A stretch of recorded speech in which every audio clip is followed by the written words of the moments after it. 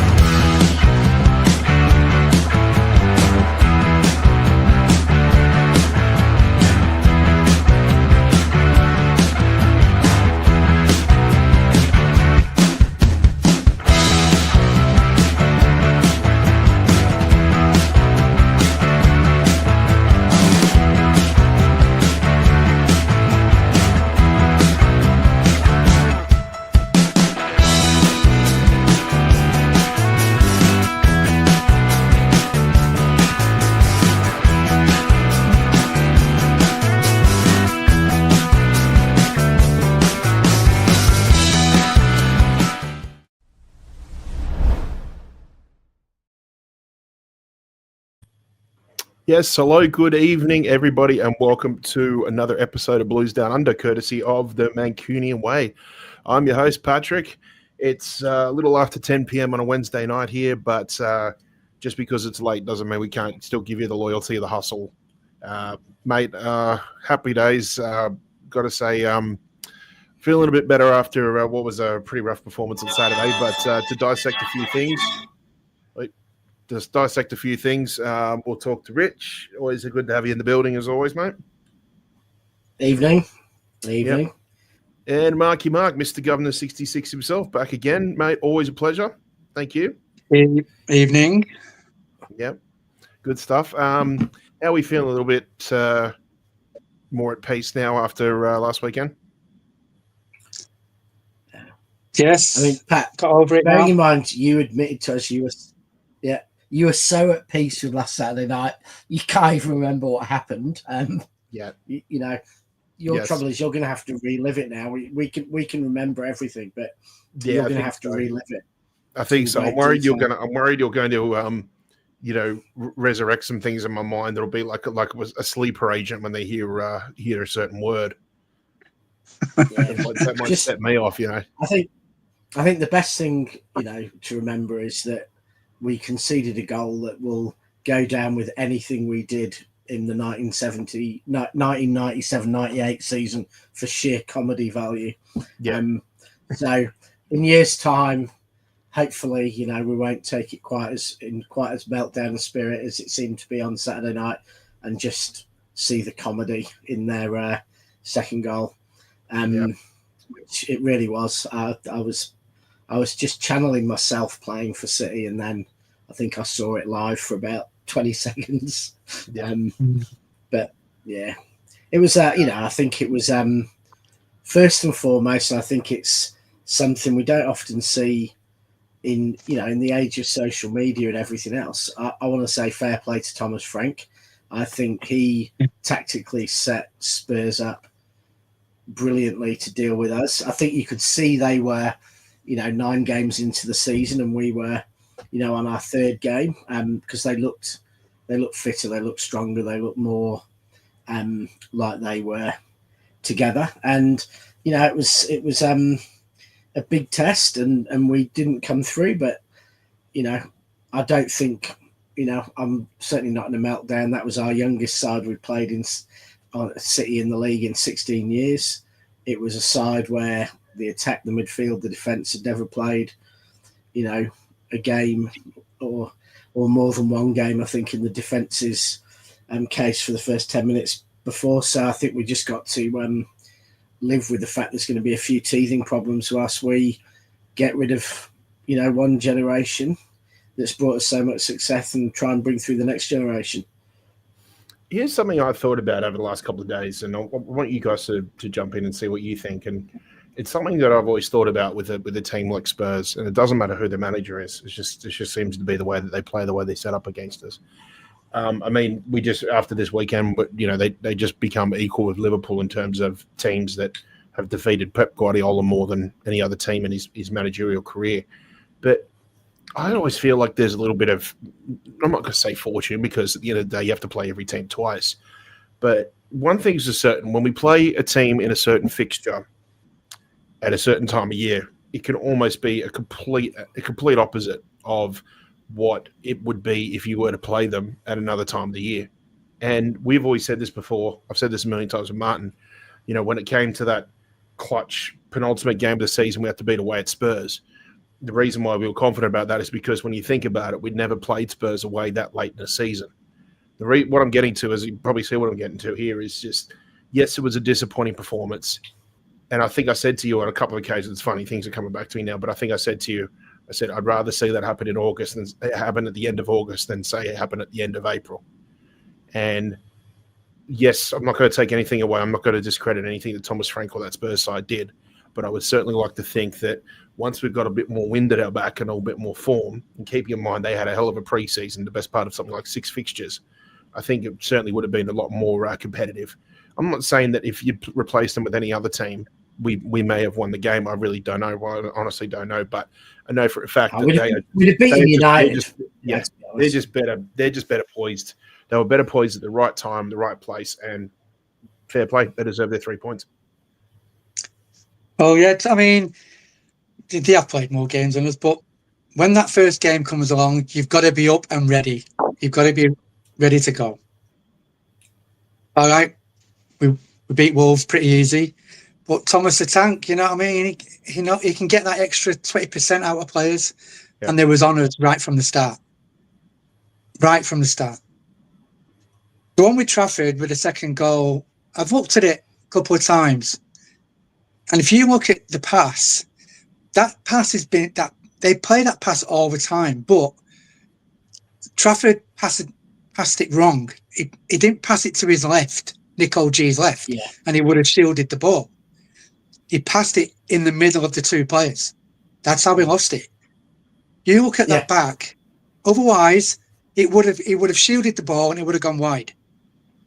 It's just a bad pass. To the wrong foot. Whether he passed it to the wrong side of the player. Wrong side. Passed that pass. A metre the other side, and we're wrong side. And we're away. And with Trafford, all right, he was put under pressure a bit, but even the long ball, when he did get rid of it, the couple of times he did get rid of it, it actually went nowhere. And this is where I'm jumping the gun here, but Haaland's going to start stepping up, because he was nowhere to be seen on these long balls. He's got to start looking for these balls. I felt that too often in the game. I was watching Cherky popping up as deputy right back and Haaland coming back almost to the centre backs, and they were coming so deep to get the ball. I think they were seeing that we're not breaking the press. We're not getting out of our, out of our quarter.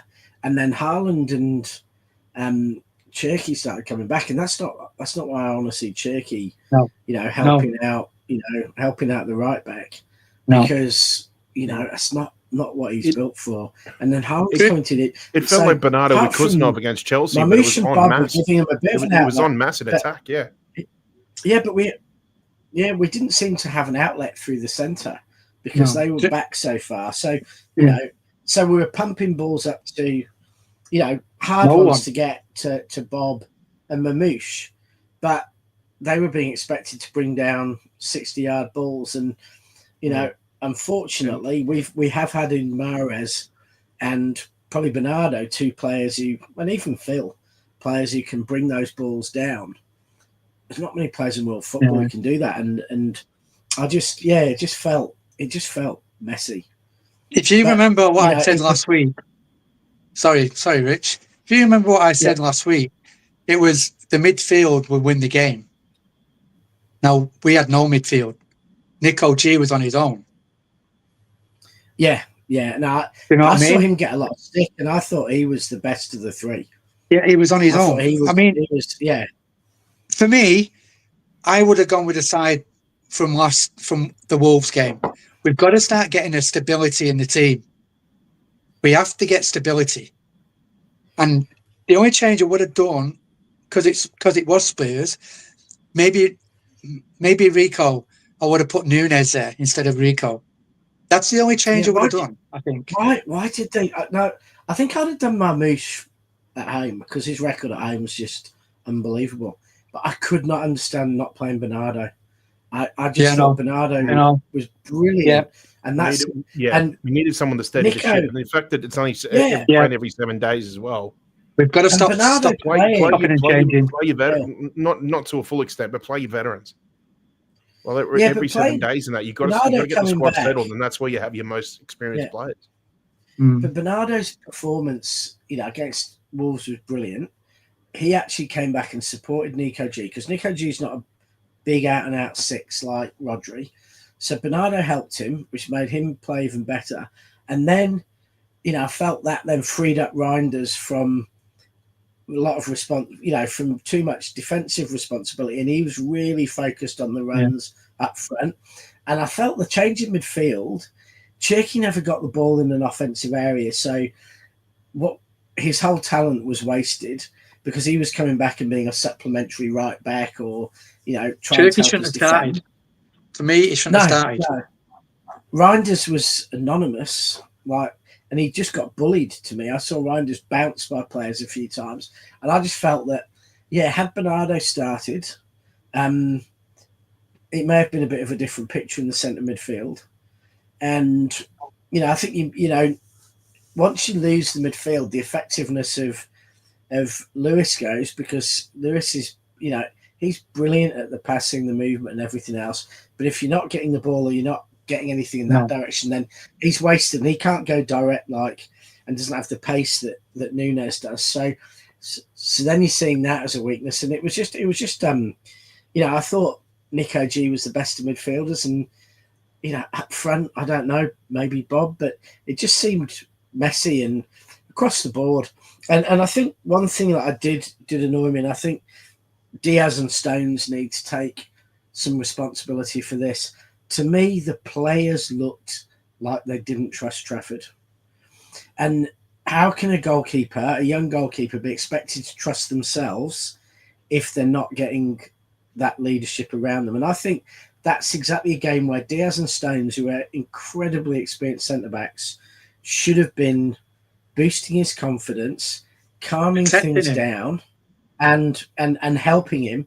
And I don't felt they did. I felt that the defence made things harder for him because he's, he knew the whole world was watching. There was a tremendous amount of pressure on Trafford on Saturday, and I just thought, I thought the defence played their part in him making those mistakes by not showing real leadership, and Stones and Diaz should be showing that leadership. They should have been giving him confidence, like Bernardo did with Cousinov against Chelsea, where he could have almost seen his football career melt down if that had got worse. But Bernardo came back, helped him through it, and Pep kept him on. And Cousinov started to have quite a good game and get himself back. And I think that's what we needed with Trafford. I think we needed the experienced players to step up help him.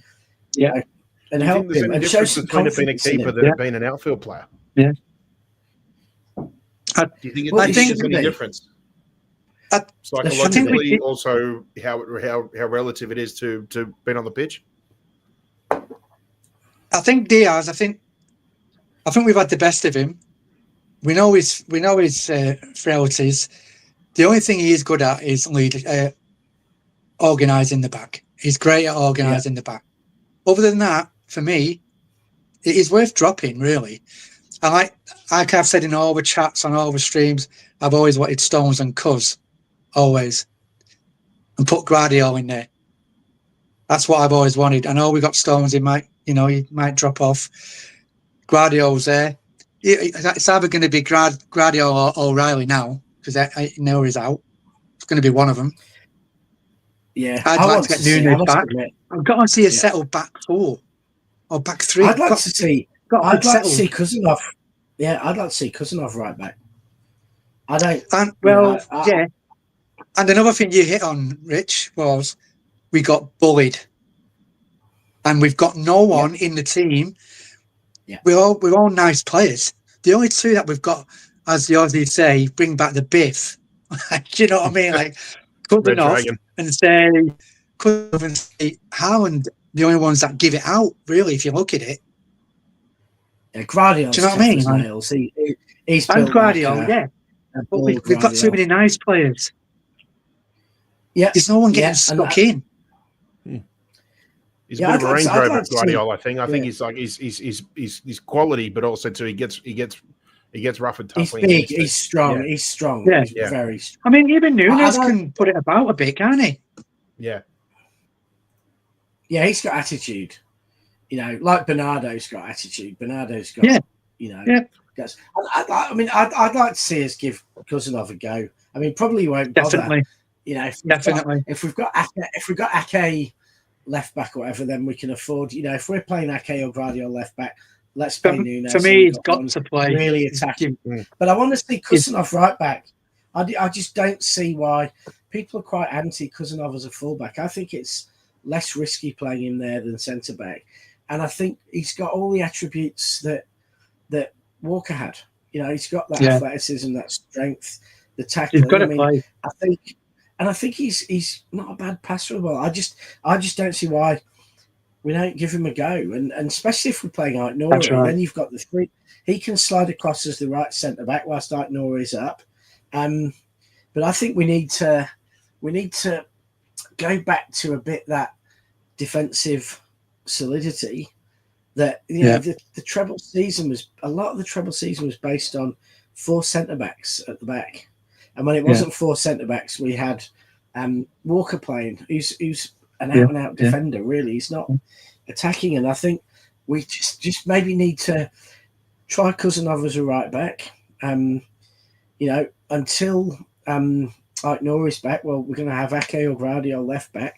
Actually, put out a really solid defence, and we need to, you know, build from there, because we've got width with Bob and you know, Cherky or Foden floating either side. You know, Doku, Marmoush. We've got width that we can take from the midfield and the front line. And I just want that stability, and then you can tweak it whenever you want. Just we need stability. That's it. It's chop and change every week. Yeah. Just quickly, just going to go through the chat. Big up to everybody who's been in the comments and that. Yeah, we've been paying attention to what you've been saying. A lot of stuff there we certainly agree with. I think, Trafford's going to be sort of the player that's going to take some time.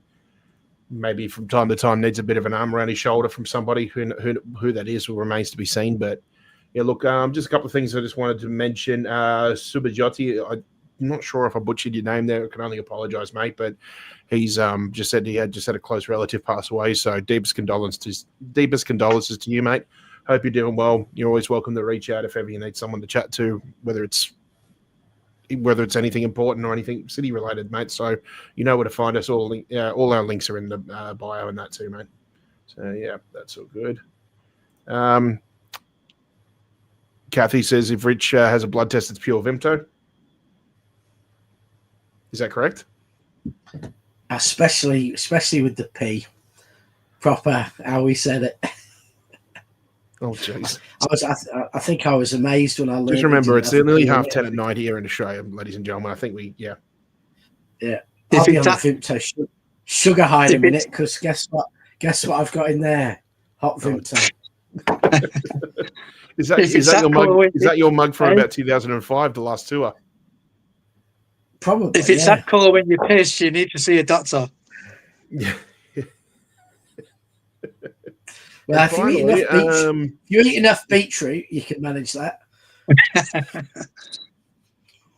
Yeah, beats me.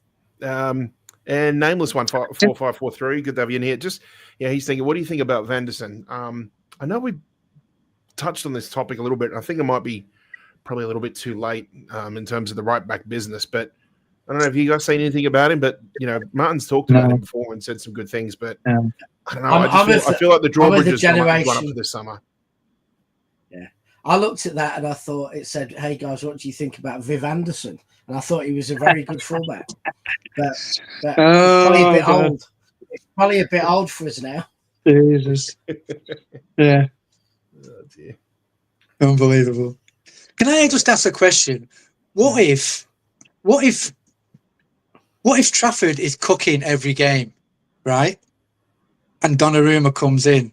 Are they going to drop Trafford to put him in? Yeah, in the Carabao Cup or the Europe or something. I mean, would they actually drop him if he's cooking every week, Trafford, and they drop him for Donnarumma? I think the wages demand it. Yeah, I think it'll be one of those ones where he plays because of wages and that. If Trafford starts any games, it would be your cup matches, and depends on the opposition as well, and possibly any sort of matches where we're probably playing mathematical, not just mathematical, but also your sort of typical maybe bottom 5 or 6 teams in the league, Because the problem is with the goalkeeper, as you said, we don't have the luxury of substituting because it's just something you don't do. So you've got to be very picky about who and where you put them, I guess. Yeah. Well, I hope there's one thing people realise, because I've said this a lot last season, because I love Ederson, and I think Ederson gets stick because he gives away 5 goals a season by not being brilliant at shot stopping. But I reckon we get 15 or 20 goals because of moves that Ederson starts, and he gets 4 assists last season or whatever. Yeah. I mean, I think there's a realisation that Trafford's a decent goalkeeper with his feet. Ortega's an exceptional goalkeeper with his feet. But we see the drop-off from Ederson to Ortega and Ederson to Trafford, and it's big. You can see, I don't think Spurs would have played like that or risked playing like that with Ederson goal, because he would have just been pinging balls up to Haaland. And the truth is, Haaland would have been one-on-one with a centre-back. And sooner or later, Haaland's going to get the better of that centre-back, because the way Spurs were playing was making it to, it was one-on-one. And so all you need is one player to get the better of their opponent, and you're out in the open. And that's what Haaland would have done. But I just don't think it just wasn't an option with Trafford. It's not in. I mean, when I say Trafford, I don't know if it's in the locker of any other goalkeeper in the Premier League, to be fair. So this isn't having to go at Trafford. But the same, I thought in the FA Cup final as well, where we just saw that in that game there were opportunities for Ederson to ping it, and we had Ortega in goal. It didn't happen, and it just gives like an insurance policy or an exit to the team in the back. And without that, so I still think it would be better for City if Ederson stayed and we had a season to change the way we're playing. But if Ederson's head's gone and he wants out, then we can't force him to stay. He's not going to be at his best if he's so. But I really hope in the next week Ederson decides, actually, I want another Premier League title. I want another season, and stays, because I think that would be better for City, because even if Donnarumma is the best shot stopper in the world, it is going to take time. And in the Premier League, he's going to have pressure put on him that you don't get in Europe or in the French league. So Donnarumma's weakness is we're going to have to figure out a different way to play. Because if we try and play out from the back like we did against Spurs with Donnarumma in goal, it's going to be even worse than it was against Spurs. We're going to have to play a bit, if we want to be quick and we want to be direct, we can't just tippy-tappy around our box that way. My way of thinking is, Pep started all this, playing out from the back. Now, we've got away with it for so many years, and everyone's caught up now. Everyone's doing it. Some people are bad at it, some are good at it. Everyone seems to have caught up now. Whether Donnarumma coming in, is he going to change the way we play again? Like, because everyone's caught up passing at the back. Do you know what I mean? Are we going to gamble on Donnarumma, like, doing this? Well, it requires I think it just requires a bit of a change in the way we play. But, you know, there's no question. I mean, my problem with Donnarumma is if we don't sign him, then he probably goes to United or Chelsea. And I think that's a problem for us because I think he'd be exceptional for them. So it's like, I don't want him going to anyone else, but I'm not sure him going to City's good either. So I just wish it was all a dream and Paris gave him a 5-year renewal and decided that, you know, the guy they just signed is a project player for the future. But I think we saw him say goodbye. Enrique said his piece. So the dominoes have got to fall, haven't they? The dominoes have got to fall into place. Where Ederson goes and he's got to come in. Yeah. But he's going to be playing. I just think he's going to be playing in the Premier League in a week's time. No matter what. With us, I'm really surprised Chelsea hasn't come in for him because it just, of all the teams that would be interested in him and would be willing to pay those wages, it just makes more sense. Sanchez just doesn't do a job for him. You know, Donnarumma would do one from day one if he got in there. Because there is still some question marks around that defense, and you need that insurance blanket. And when you got someone like that, one of the best shot stoppers in the world, it is a bit of an insurance blanket. You know, just like we used to use for Kyle Walker all the time, because not only could he recover so many balls if, you know, our defense, you know, slipped up or anything like that, but also too can be a contributing factor to the reason why Ederson doesn't have to worry about saving as many shots as other goalkeepers do.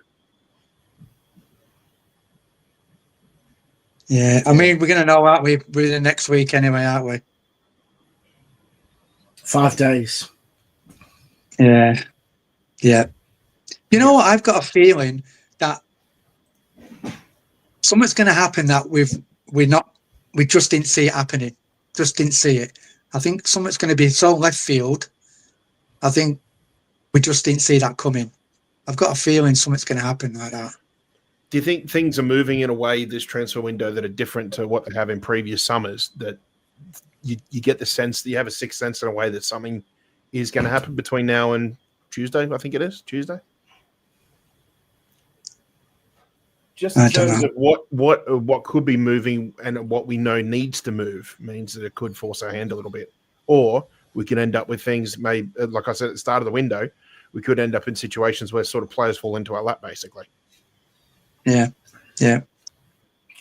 I think it's getting a bit late for it now. To be honest, I think at some point, City would have to call a day on some of the deals because you can't, you know, if you go into the last day needing to close a Donnarumma or a Rodrigo or whatever, you go in the last 2 days, that's okay if that's all you've got to do.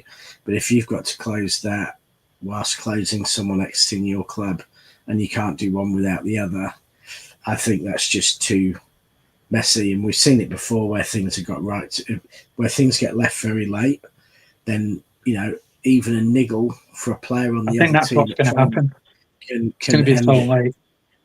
So I think at some point we're going to have to say, no, you know, Ederson, you can't go because we can't close the deals and, you know, focus on Saturday, focus on getting 3 points against Brighton. MCFC has been putting some good chat. First of all, I think Martin's having a bit of a rest up, mate. I think he's had a couple of long nights, so he'll be back soon. If he wakes up, he might even jump on for a little bit too. But in terms of transfer news, it is a little bit quiet at the moment, and it's just off the back of what myself and Mark and Rich have been saying. It is a situation or a case at the moment where we need players to start moving, or we even need to rely on players moving to and from other clubs before we even do business. So until you start hearing something about a player that may be directly linked, or even as, like I said, third party, like another from one club to another, then I don't think you're going to really hear much. So And I'm not really Rich and Mark and I aren't really the best for it either, because I've got to be honest with you, when it comes to these transfer windows, given the time zones, a lot of the stuff that happens usually happens in the second half, like during the second half of the day, like a European afternoon. We're dead to the world of sleep. Usually any big news we have usually comes through at about 2 or 3 in the morning.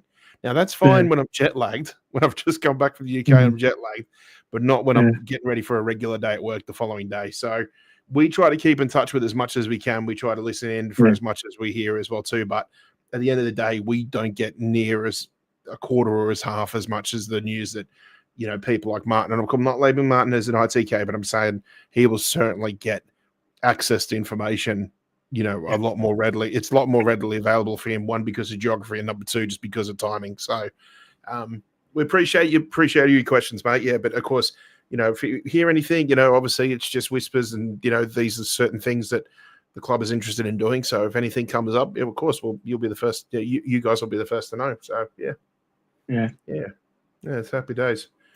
Yeah, let's see who else is here. Blue Heart said before 442 is suggesting that Trafford is looking to depart or go on loan. Depart just seems weird for me, just with that whole doing the buyback and then bringing him in and then going again. A loan, I don't know, but it just doesn't. Whether he goes permanently or on loan, it doesn't look good after the fact he's just had one bad performance. Yes, sort of that goes means against Ederson what you stayed. thought City had planned for him. Yeah, it's a weird one that.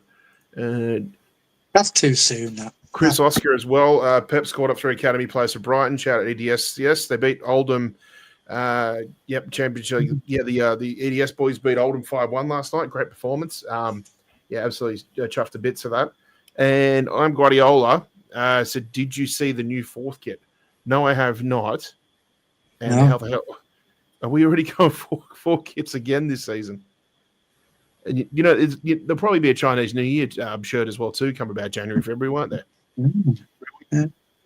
By the way, there was good support there at Oldham. I was watching that. It was good support. It looked very good. I checked on Big Steve's socials and that. It looked like a good little turnout there for a lazy little Wednesday night. Yeah, it was very good. Yeah, that is one cold ground. Terrible there. Yeah, was a bit like, does it like wind tunnel a little bit? Does it? Oh, it's just shocking. Just shocking. Highest ground in the country. See, it's just shocking there. Highest ground? Oh, is it up like top of the Pennines, is it, or something? No. It's just high. It is just, that's officially is the highest ground in the country, I think. Yeah. Okay. Yeah. Rodrigo is dead. James I've never known a warm day I there. think it is too. Yeah, I'd have to agree with you. I just, again, I've always said unless the situations occurred or certain things fell into our lap that were unexpected. Whether that's, again, I think a lot of what could potentially happen is beyond our control. We need other things to happen for other clubs before we start doing anything. Yeah, that's right. Lord knows some of us want it to happen, but fortunately we can't get everything we asked for. Yeah, to be honest, I think when you want something, you get it done and you put yourself in control. When you're not putting yourself in control and you're just sitting there waiting for the players, it means you don't really want. That doesn't say to me if I was those players that City really want me, because we really wanted Reinders, we really wanted Cherky, we really wanted Nuri, and we made that happen, and we made it happen fast, really fast. The fact that people now saying, it depends on things. If it depends on other things, then City don't really want them that desperately because they're leaving. Do you think these deals are already done and we're just waiting for the moves? Well, if there's one name that I think has been done, it's probably Ortega, because I think the deal's already been done.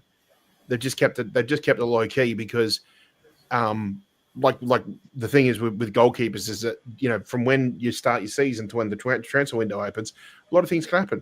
Other opportunities come up for other goalkeepers to get long-term injuries. We've seen it before, and like how many times have we seen like situations like Courtois, for example, who's had some really bad injuries over the last few seasons, and then at the very last minute they've had to go and loan like Kepa, or they use the whole season with Lunin and end up winning the Champions League. So, there are certain examples, and Real Madrid's obviously a bit of an exception compared to other teams. But I think with Ortega, you know, has said before that he wants to play first team football. Don't think he's going to get that with us. But I think I think we've already done business with another club. God knows who it is. I'm maybe assuming a Bundesliga club, possibly. But I think they've made business. But then if anything changes to where another club comes in with a bigger deal, a bigger offer or something like that, then we'll take that, because while we're willing to make deals with clubs, we're still a business. We still want to get the most out of most financially out of players. If we're doing that, then that club's out looking for another player, and that isn't good for City. If we're doing a deal but we're not closing it, then that club's going to go and sign another goalkeeper, and we're going to be left with 5 goalkeepers at the end of the window. So I think if a deal's done, we'll know, because there's just no, there's no point in, agreeing a deal and then not closing it. Yeah, it's just funny because, for the amount of goalkeepers that we have, you would think that the ones that are on the verge of outgoing, there should be a way more news to it, Yeah, well, they may not. Ultimately, we haven't accepted a deal for Ederson, and Ortega might be like, he might accepted a deal. It's just nobody's come for him, really, apart from Galatasaray, who just change their narrative every day. Just put different stories out there every single day. Like you say, he'll definitely want to play because he's probably favourite for the German job. Aren't their keepers old now, like getting on? Do you know what I mean? Like Neuer's not far off from 40. That's what I'm saying. He'd be favourite for the job now. Yeah. But he needs to play. I think Bundesliga is best for him there. So yeah, that's a tricky one. Though. I'm not too sure. JMCFC, yes, Champions League draw is tomorrow. I believe it's 5 p.m. local British Standard Time. The ever fan-friendly 2 a.m. Time for us, which is obviously fantastic. Look, it's a bit of a weird one, the Champions League draw, because it's something I always used to look forward to and get up for. And now it's just like, do you really want to get up at 2 a.m. to watch a couple of Swedish businessmen press a button? No, I like to get it Friday morning. Just find out then. That'll do me. Yeah, and then get the fixtures, and hopefully we've got a few nice away days in places like Bratislava or Prague or something like that. So, have you seen? Did you see the Champions League qualifiers? Almaty. There's a possibility City could do Kazakhstan away. Something like a 3,500 mile round trip. Jesus. Yeah. To put it in perspective for everybody, those who may not be aware of just how far away Kazakhstan is, Almaty is in an area of Kazakhstan where you're quite literally within a few hundred miles of the Chinese border.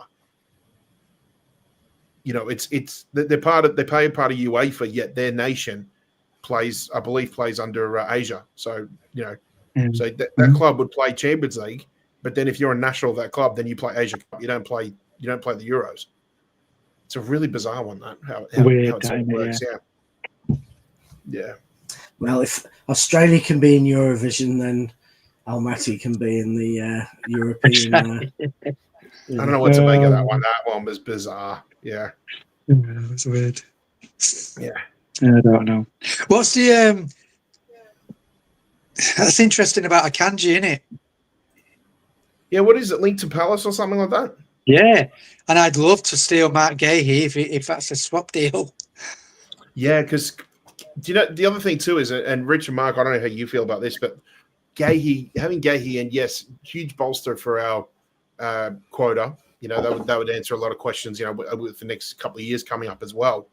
Yeah. But I've got to say, if we were lucky enough to get Gahey, you got to look at Liverpool and sort of shake your head a little bit. Yes, they did some good work with getting that young Italian defender from Parma, but that was an opportunity there to really sort of bolster your ranks, because the defensive depth is a bit of a concern there. And all this talk about getting Isak, yes, good player, he'd be a great addition to their squad. But you got to be careful. Your defense is where you're very, very weak at the moment. They've only got even if they're all healthy and in form and everything like that, it doesn't take long before the lack of depth shows its true colours. You got to be you got to be very cautious with that. Yeah, Gay's quick, but is he quick enough for what we really need? Like, for me, he's not walking quick, but he's got good pace. Yeah. No, but he's like probably slightly faster than John Stones, but he's not he's not giving us something that we don't have, apart from, you know, robust fitness. I suppose he's been pretty good, but I don't know. I want us to go. If next time we sign a defender, I want someone with elite pace, someone who offers something, you know, different. Because you know, we've got Bar, we've got Kuzanov, we've got, you know, Victor Heiss. Don't forget Bar. Do we really want to sign another centre back to block them? I don't know. You know, I'm not sure I know who that defender is, but what we've lacked since Walker is truly elite pace. Now, Kuzanov's quick. Maybe he'll show when we start to see a bit more of him that he has got that elite pace. But I think that's what we need more than anything at the back, is that insurance when the high line fails or when someone breaks through, someone who can get back and, you know, really put pressure on, you know, on the striker or the winger and stop teams scoring. And I think Walker used to give us that. I think we lack it. Maybe as simple as that. It was an insurance blanket, wasn't it? It's like his pace. He was so rapid. His pace was that good that he didn't even need to make a tackle. All you need to do was basically man mark whoever the pacey attacker was, and it usually was a delay tactic to hold up the defense, so that they couldn't thread a ball through, they couldn't square it or anything like that. That's why Kuzanov's meant that he didn't even need a tackle. That's why. I get what you're saying. That's what we need. It's just like you need out and out pace, where you just know their feet. The feet are going to be as psychological as the technical football themselves. He's got the pace and he can look after himself. He needs to play. And it's so funny, Mark, because you look at it both ways. Where it's like sometimes we look at Doku, and I know we definitely looked at Sterling like this for nearly all the way through his City career, but especially the first couple of years where you felt like the feet were too quick for the brain. Yeah. So it's one of those things where it can work both ways, whether you're a defender, whether you're an attacker. But having that security blanket with that pace for so long, it's one of those things where, you know, we spent so many years where it was like we'd have seasons where if De Bruyne was out for a couple of weeks, you knew you could see the hole in the squad. When David Silva was out, you could see the hole in the squad. When Vinny was out on long-term injuries, the gap in the defense felt like a bloody Grand Canyon, you know, sort of thing like that. I think we're sort of missing the fact that Kyle Walker's pace and his coverage around the pitch was so vast and so rapid, so quick and so effective that we haven't really sort of countered it. We haven't really sort of come with an option yet. Or if we do, and if people want to try and say like for like with our pace option is Kuznov, there's so much more to this player than just raw pace. He still needs to develop his game where he needs the football brain. He needs to read plays. He needs to sort of understand where a player is going to be. He's always got to think. Never mind running at Usain Bolt levels as well too. You've got to have a brain like a top level chess player as well. You've always got to be thinking steps ahead. It helps if we sort that midfield out. We need a stable midfield. That would help the defense. Do you know what I mean? That will protect them a bit more. Yeah. I think everybody's just chomping at the bit to get Rodri back, because you feel like once Rodri's back in, everything just gels, everything just links up. But of course, we still don't know to what extent is he going to be able to be completely ready. Is he going to be back to what he was 12, 18 months ago?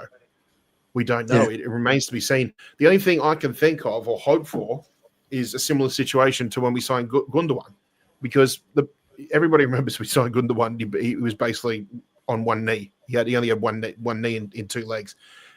But the thing was that I think a lot of people were sort of frustrated by Gundogan when he first came here, was because they were expecting that rapid sort of box to box, you know, work between the lines, fast play, everything like that, like he did under Klopp at Dortmund. He was never going to be the same player with all those injuries that he had to his legs, his knees, his back, and everything like that. But he developed his game to become a much smarter footballer. I'm not saying he read the game in terms of like Pirlo, where he'd probably just trot around maybe a 20 square yard box in the midfield and just be at the right place at the right time. But he certainly learned how to. Basically, it was almost like he sort of repaired his body in a way where he sort of began to trust what his limits were. And he became that sort of player where he was positionally aware. He read games better. He became a smarter footballer. He worked smarter, not harder, basically. And then when the false nine season came in, it was unbelievable, because not only did he read the games well, but he realized where the gaps were when you were approaching the 18-yard box, and that's why he ended up bagging so many goals.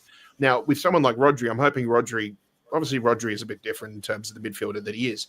But I do hope, like for like, that the way that he can come back from this injury, even if he does make him a different player, he can sort of develop his game to become an even smarter footballer, where he knows the limits of his body, but the intelligence and reading of the game is going to be just as important as anything that he'd done in the last few years for us. Yeah. So with that, Pat, would you not play Rodri against Brighton, but bring him in for the derby? He'll start at Brighton, 100%. I'm sure. I don't think we're going to risk not starting him before the games we've got coming up after the break. And he's been called up by Spain, hasn't he? The derby's before the international. Is it before the international break? After. No, I think after. The next game, innit? It's the first game back. I think Rodri has to start. I think if Rodri, I'd be okay. Bare bones minimum. I'd be okay if Rodri played 20 to 30 minutes against Brighton, depending on who they play in international breaks. Because I'm assuming there's going to be at least two of them. Yeah, is he going to play in that? If he played, if they were sensible, man management was sensible with him with the games that he played in internationals, then I'd be fine with him starting. The thing is, what you've got to remember is Rodri, his knee was okay to play. Was it Bournemouth he came back and played in the Premier League last season? His return was De Bruyne's last home game. Yeah. So the doctors have cleared his knee, has been cleared to play a match for 4 months, if not longer. So everyone worrying about his knee. His knee was cleared last April. He was back doing full training, March or something. So now it's about match fitness, and he's only going to get match fitness if he plays. And arguably, he's been protected for 4 months after he could have come back and played, based on the doctors and the knee. So, at some point, he's never going to get match fitness until we start him. And we've got some really intense games. And it always worried me. One of the reasons for his injury last season was he came back from an injury straight into the Arsenal game, into one of the most intense games without kind of a warm-up game or anything else. He went straight into, a game being talked of as a title decider, which was a bloody hard, it was a tough game. And, I think we don't, if we don't start him at Brighton, then, are we going to say, well, we can't start him against United? Then it's going to be, well, we can't start him against Arsenal. Then it's going to be, well, we've got Liverpool in 2 weeks. We can't start him until after that. So I think, his knee was cleared 4 months ago. We've got to try and get him up to match fitness. We've got to start sometime, hasn't he? Yeah, and so, didn't Virgil van Dijk have a similar injury? And to be honest, it probably took him a season and a half before he got back to any sort of form pre-injury. To get back to his absolute best, maybe. But he was still one of the first names on that Liverpool team sheet from the day he came back. And I think even if we accept Rodri's going to be at 80-90% of his former self till January, the truth is 89% of Rodri at CDM is probably better than any other CDM in the Premier League. Mm. Yeah, interesting times ahead. I just, it's just interesting to see what's going to happen over the next few days. But again, I know a lot of people in the chat here are talking about, players where they could be moving, but I think we're just in a position right now where, like I said, I think we're waiting on other clubs to move before we do. We're waiting to see who blinks first. And I think at the moment, City are walking around like as if they've just had 10 cups of coffee. They're not blinking for anybody, basically. So it's an interesting one. Mark Foggy said we should throw last minute 85 million at Newcastle for Livramento if he's not signed his contract yet. Who knows? But 85 is pretty steep though. And I don't know, mate. I just feel like the Livramento ship has already sailed. I just don't know if we'll go back. I mean, if Newcastle know they're going to hold on to Isak, then maybe it's a good chance for them to get some money through for the summer. Who knows? But I'm not sure. If it was going to happen, I feel like it would have happened already. Yeah. What are your thoughts, guys? Well, yeah, he had a good game anyway, didn't he? Nice one. So I don't know. It's one of them, isn't it? Yeah, tricky one. It's just one of them. I don't know. Yeah, Bernardo, Rodri, and Reinders for me starts in midfield. They've had a nightmare of a pre-season transfer window, so I don't think they want to let him go. They've had the worst transfer window. Yeah. Do you think Isak will just come to his senses and just new contract, slightly higher wages, get that release clause? So then at least it's a safety blanket. If Newcastle don't qualify for Champions League, at least they'll have some sort of money come through the door for PSR. Yeah, he's not going to be able to play for him again. He's going to have to go, isn't he? Yeah, it's a weird one, isn't it? It's tricky, but I don't know. Yeah. Let's quickly go through the league so far after 2 games. Anything sort of stand out for you? Just with the league at the moment, any teams sort of surprise you? Any sort of teams not surprising you? I mean, I know we'll probably go in a bit more detail about Brighton on Thursday night chat, but to be honest, from what I've seen of Brighton in these first 2 games, I think they've had 1 draw and 1 loss. Palace at home, and was it Palace? No, it wasn't Palace. No, it was Everton, and then somebody else. I can't remember. But the only thing I have with Brighton is they always like to turn up against us. So a little bit. I think we've got to play Núñez because of Mitoma on that side. He'll run rings around Rico. So I think Núñez has got to play there. Yeah. No, I'd agree with you. Is it Ake or Gvardiol on the left for you, mate? Although, let's assume Gvardiol's back. Yeah.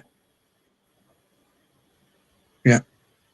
What do you think? Because, I mean, look, to be honest, after Nori went off, I think Ake sort of, he wasn't amazing, but he certainly shut down the left. He shut down the left side a lot more than what Nori was doing. Ake always does a job, doesn't he?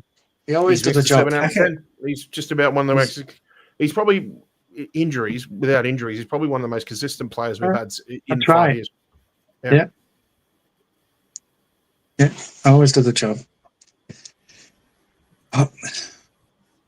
Yeah. Stones was all right, wasn't he? After that game, he didn't come out. He was all right, wasn't he? Yeah, no, he seemed to stay fit. We can't complain at that. He's a Craig David footballer, guys. That's 7 days. He can only play every 7 days. The second we start playing midweek, I'm just nah, run, get out of there. I thought Foden looked all right when he came on. Yes, like Foden. I mean, I think we all want to see Foden back, but it's quite hard. What does Pep do? Because he won't want to go and like rip everyone off and I'm blaming it on Cherky. I'm blaming it on, Lewis. I'm blaming it on this, that. So I don't think he's going to want to change 7 or 8 players. The question is, which one, he's going to have to change left back. He might well have to change right back. He's probably going to bring Bernardo back. So I guess there's going to be, I think he's got to start Rodri. Because I think Rodri needs games, he needs confidence and everything else, I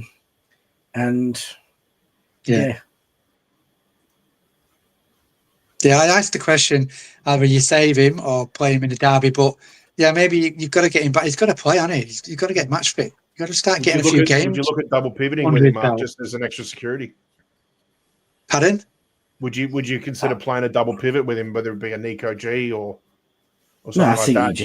just a little bit of coverage until we know he's back at 100% match fitness.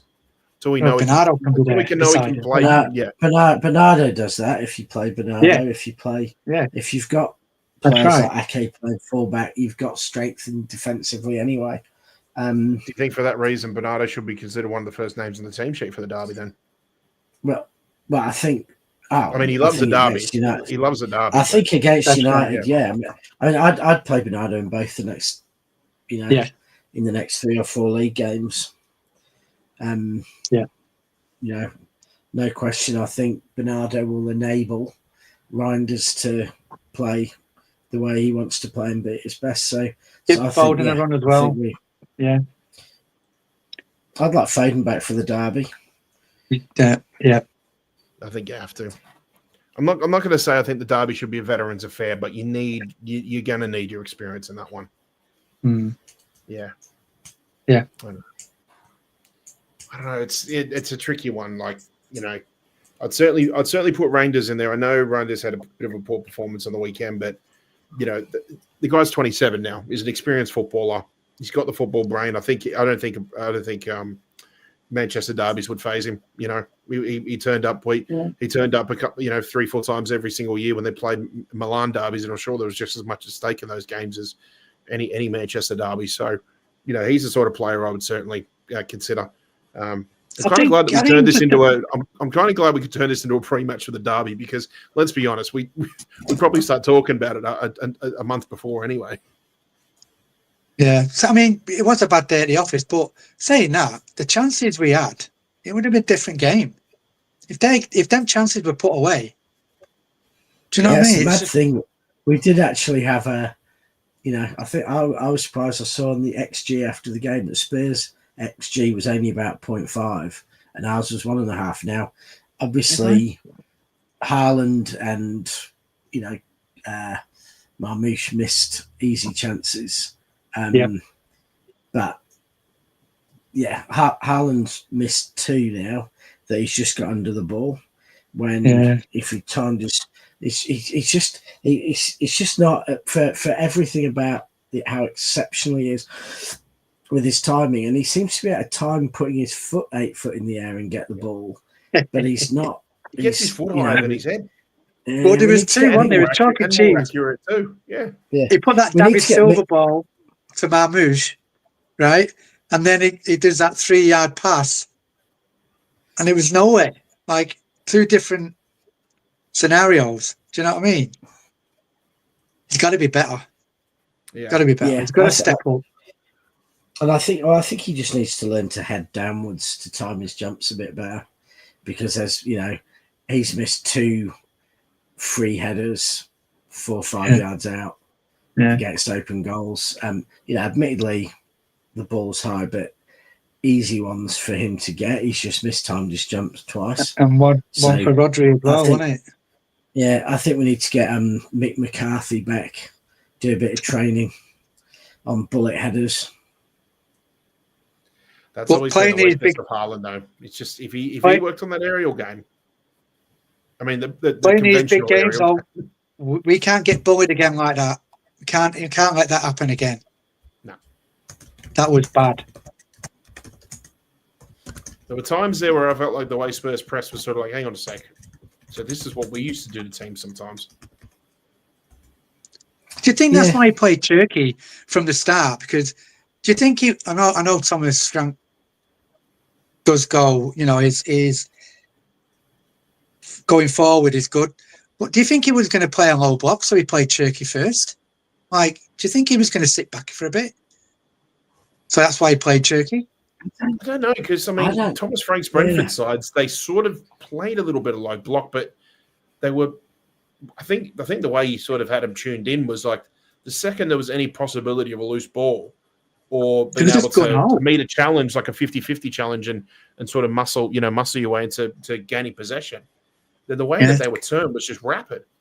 But what he sort of did was that he took that rapidness that he did at Bournemouth, but let's be honest, under Spurs, he's probably got a little bit more resources at his disposal. But he sort of was able to do it without the ball in a way. And it just felt like anytime, it just felt like he read it in a way where it was like, I wouldn't say it felt like they had 12 men on the pitch, but it certainly felt like as if they were quite comfortable in the way that we were. They were certainly very comfortable and willing to take risks, because most of the time they took risks in terms of trying to mark us or press us. It came more off. physical. It came off, and it came off for him.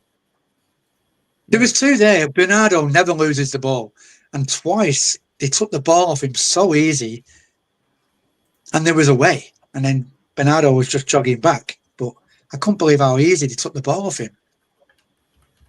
And usually the ball sticks to him.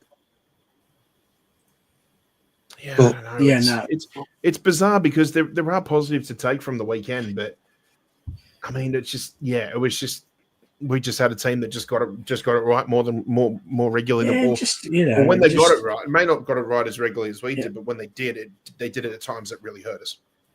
I think you the way City play, and I know we're probably trying to play slightly differently against Spurs, so it wasn't the old City, but the way City play, especially against presses like that, just requires the team to be absolutely on it. They've got to be confident enough to bring the ball and give it, no doubt, no thinking about it, hitting it to the right place. You can't hit it to the wrong side of the player. You've got to hit the perfect ball. And I just think they just weren't ready for that game. We've been back 2 weeks. I know we kind of said, it was a bit like a pre-season in America, but most players have been back a couple of weeks.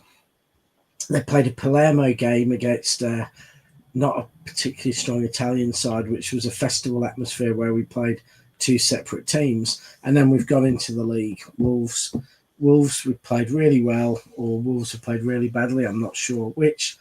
And everyone's like, oh, yes, City are back. But it's going to take months to have, I think we overreacted positively after Wolves, and we probably overreacted negatively after Spurs, and probably the truth is somewhere in the middle.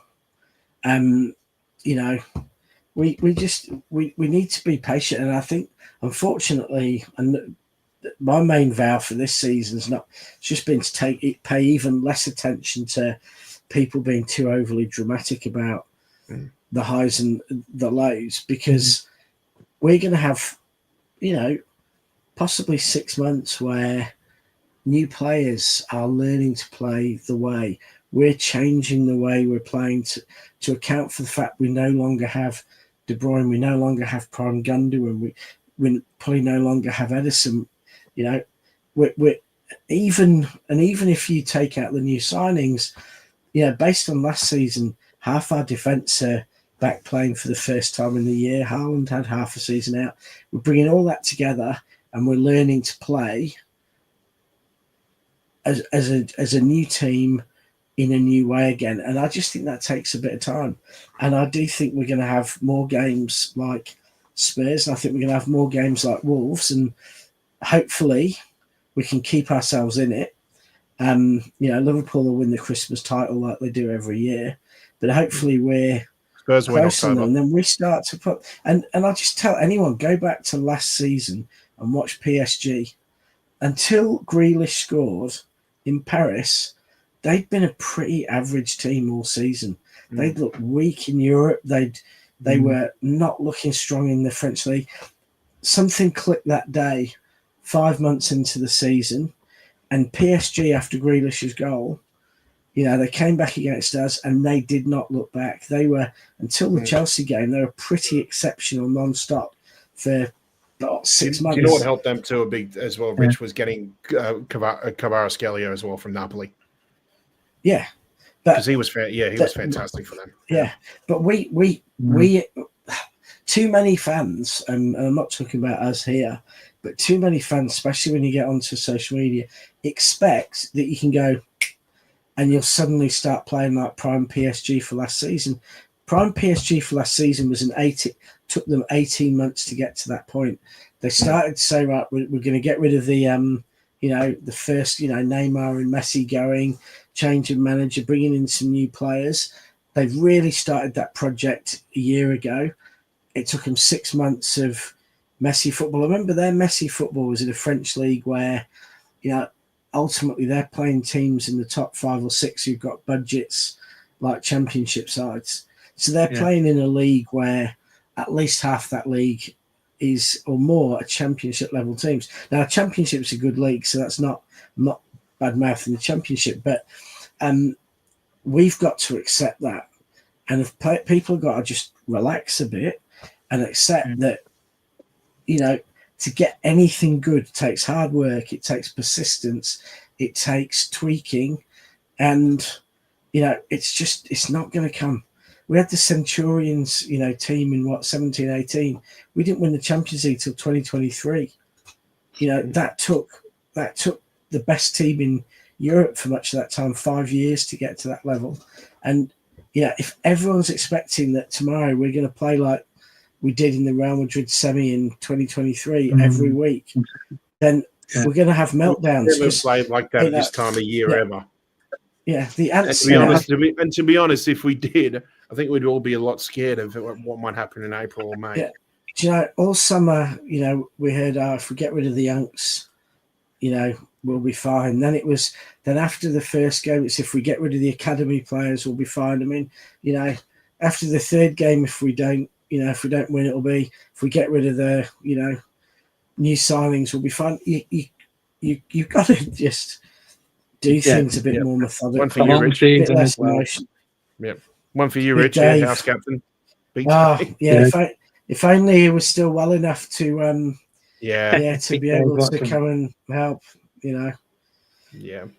Guys, we'll wrap up in a few minutes, but I think first things first, we'll probably have to have a quick mention about our little Saturday evening, I guess.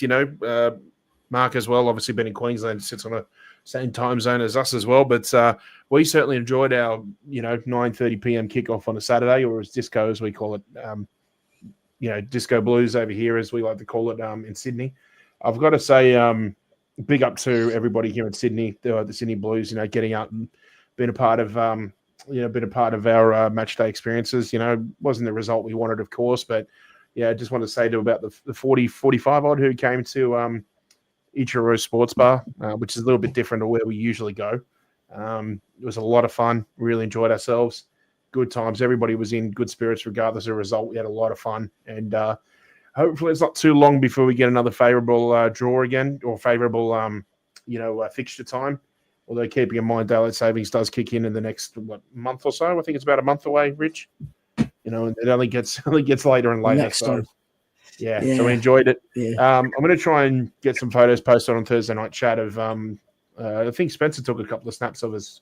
Well, I think so I'll try and post them as well too for everybody to see on the show. I'm not sure if anyone's watching tonight, but I think it would certainly be good. Obviously, technically, I'm actually a member of the Melbourne Supporters Club, not Sydney, and have been fair. Even though I've never lived in Melbourne, I joined the Melbourne Supporters Club, and I'm officially still a member there. So, it'd be really, and Alan's obviously a member down there, but I think it'd be really good to get some of the Blues from the Pig and Whistle or from Adelaide or over in Perth. Get a few more. I'll be honest with you, Rich, we have looked at the possibility of like an AGM, like a general meeting. But every time we mention it, then a lot of the other groups sort of say, no, we want to do it. So sort of ends up at a bit of a stalemate. But it is something that we want to consider doing. So, hopefully we can get it done sooner rather than later. Yeah. Yeah, I thought that was good of Melbourne doing the old watching the game at Federation Square. I thought that was really good of them. Yeah, you know what? I think when you think about it, Stan, our broadcaster over here, who just got the rights to the Premier League for this season. Yeah. I think they're really trying to sell it. I think it's a big contract. It can be a bit of a gamble because you're talking about spending tens to hundreds of millions to try and get broadcast rights for Premier League, knowing full well that every game you're showing is in the middle of the night. Yeah, you've got you've got City playing Wolves and that, and then they're going to war against the 1902 numbers. So it can be a bit of a tricky one, I must say. Yeah. Just a question to you, Sue. I know you had a few drinks, but maybe it's different in wherever you was. But did you see the game was glitching? No. Right. Maybe because were you watching on a device or on your telly? Yeah. No, it wasn't. No. Go on. It wasn't glitching, but what we had, and this was quite funny because, it was pointed out to me because I was watching on one screen that there were 3 screens, and one of them was about 5 seconds in front of another one, which was about 2 seconds in front of the other one. So I was watching the game on one screen and I got told you better turn around and watch it on that one because you're going to hear the cheering or the moaning about 5 seconds. And that was obviously something to do with internal network. But no, last time the game where the whole game glitched was the FA Cup final against United, where it was barely watchable. And I was in early days stand with the Champions League, Rich. Remember early days of the Champions League on stand was terrible. I don't think I've had that. I don't think, I had that. Yeah. I think it was where I was, because I was on a caravan park and I was next to a lake and I was watching it on my phone. Like, I think that's why I think. No, it's kind of weird though, because usually streaming networks probably favour like personal devices more than they do TVs. Yeah. Yeah, mate of mine's currently it's not a preview for like 1 or 2 seconds on the telly. 1 or 2 seconds and it's back again. Maybe you need Starlink, because I've got a mate of mine who's about driving off road about 1,000 kilometres from anywhere up in northern Australia in a minute, and they're downloading. They're watching like live TV perfectly with 250 megabit download in the middle of it. It's just good. The mini ones are good, but they're like 200 a month. Yeah. Are they? Nah. Your quiz, disco pads, the best. And we should have sung that on Saturday, but I was too busy in my drinking pants. Yeah. I think. All right, guys. I think we've got. Sorry, mate. You were too busy singing songs about Trafford to Alan. I think to. I think I was making up a few new ones, and then yeah. Now we're gonna get crucified by poor Alan when he comes back. Yeah. Alan's waiting. Alan's waiting for that last minute save in a Champions League quarterfinal or semi-final to keep us ahead on goal difference or something like that. Yeah, not goal difference, but when he comes back, we'll not be forgotten about. Yeah, exactly. Yeah, guys. All right. Well, look, we're going to wrap it up. Big up to everybody who got involved with us this evening. Depending on time zone, apologies. We just had some work commitments, so we had to kick it off a bit later this evening. Mark, big thanks to you for coming on as well too, mate. Obviously, if anybody is not aware of Mark, he is on the YouTube chats as Governor 66. So usually whenever we're on, chances are you'll see him, whether it's in the chat or on the show. But mate, it was a pleasure, and we'll look forward to hopefully seeing you back here this time next week. Yep. Yeah. No problem. See you next week. Rich, same with you too, mate. Hopefully we can get some more people on the panel, share some experiences. Yeah, no, we could get some people from around. We've got, as I say, when I was back, we've got Sydney, Melbourne, we've got Queensland now. So I think we need South Australia. As we've said before, we've said before, if you want to get involved with the show, share your experiences. Remember, this is a show. It's obviously a show for everybody, but the main reason why we did this was to get a bit of a reach out to Australian City fans from Australia. It doesn't matter if you're an expat, and it doesn't matter if you're Australian by blood and City just became a part of your life. Get in touch with us because we want to talk to you. We want to share your story. We want to hear your opinions. We want to hear what you have to say. I can sit here and waffle as much as I want. Rich can talk about, the glory days, when Danny Tiazzo was on the pitch or Danny Allsop was on the pitch. But at the end of the day, it's like we want to hear everybody's perspective and what everybody has to say about everything. About it's fascinating. I mean, Pat, I know you've done it before on the Mancunian way, but maybe another way. It's also fascinating to hear what brought people to City. I mean, obviously, if it's Martin or Governor or me, whatever, there's people who grew up in Manchester. When you're at primary school, you pick your team, and no matter what happens to you in life, but blue or red, aren't you? Family makes you what you are. But it's always fascinating to hear. I've got a mate. We moved that away from Manchester when I was in my mid-teens, and I bumped into a guy at the West Brom away game about 10 years after school, and he was on my bus, and it's like down south. And he's like, "Why are you a City fan?" I saw all the City stuff you had when you were a kid, when you just moved down there, and I didn't want to support like United or Liverpool or anything else.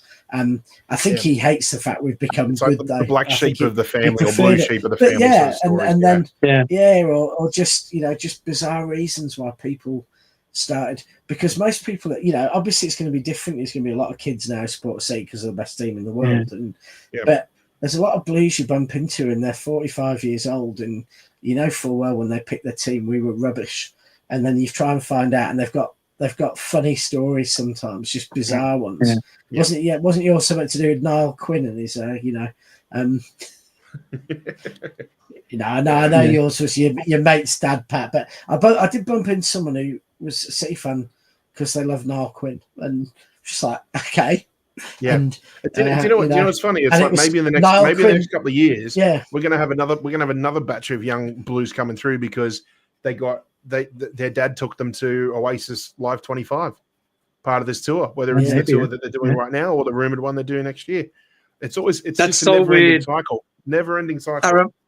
That's so weird. I remember seeing Oasis in Melbourne, and God, that was, I don't know how many years ago. 05?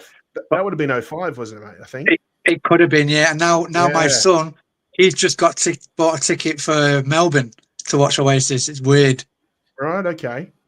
Yeah, and he's writing to him now. I haven't booked anything yet, but I'm probably eyeing that Tuesday show in Melbourne, just because the tickets are still wide open. I thought Tuesday would just be, it'd be busy. Don't get me wrong, but the pace, it wouldn't be like a crazy weekend pace. You know what I mean? It's actually a big week because he's got Oasis, and then it's Melbourne Cup week. That's right. Yes, it is. Yeah. Well, at least it's all done and dusted before. As well. Yeah. The City game, the weekend Oasis is actually, hang on. It is on the Melbourne Cup Day. It is on Melbourne Cup Day.